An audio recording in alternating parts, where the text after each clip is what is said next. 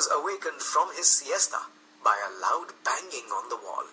A banging quite different from that made by his parents. Soon, the wall gave way, and there was something large and red staring at him.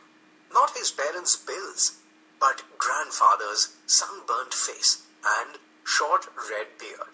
In a moment, Harold was seized. He roared lustily and struck out with his bill and feet, but to no purpose. Grandfather had him in a bag, and the young Hornbill was added to the zoo on our front veranda. Harold had a simple outlook, and once he had got over some early attacks of nerves, he began to welcome the approach of strangers. For him, Grandfather and I meant the arrival of food, and he greeted us with craning neck, quivering open bill, and a loud croaking, "Ka, ka, kai."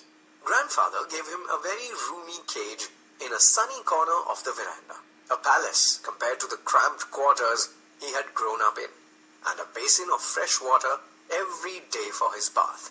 Harold was not beautiful by Indian standards. He had a small body and a large head, but his nature was friendly, and he stayed on good terms with both my grandparents during his 12 years as a member of the household. He would even tolerate my aunts, to whom most of the other pets in the house usually took a strong dislike. Harold's best friends were those who fed him, and he was willing even to share his food with us, sometimes trying to feed me with his great beak.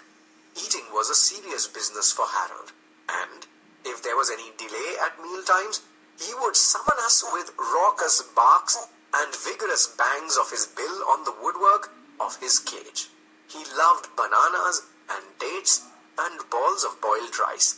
I would throw him the rice balls, and he would catch them in his beak, toss them into the air, and let them drop into his open mouth.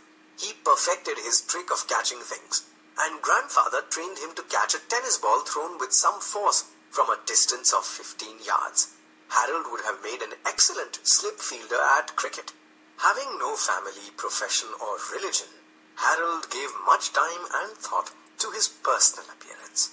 He carried a rouge pot on his person and used it very skillfully as an item of his morning toilet.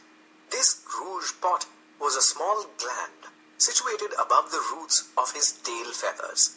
It produced a rich yellow fluid.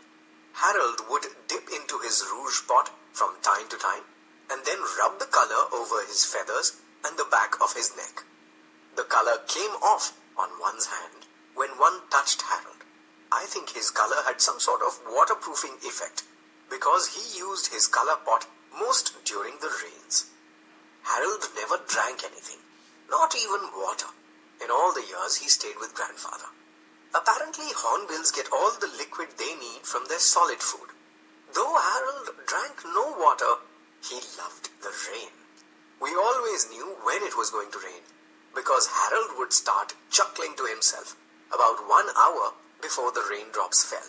This used to irritate my aunts. They were always being caught in the rain. Harold would be chuckling when they left the house, and when they returned drenched to the skin, he would be in fits of laughter.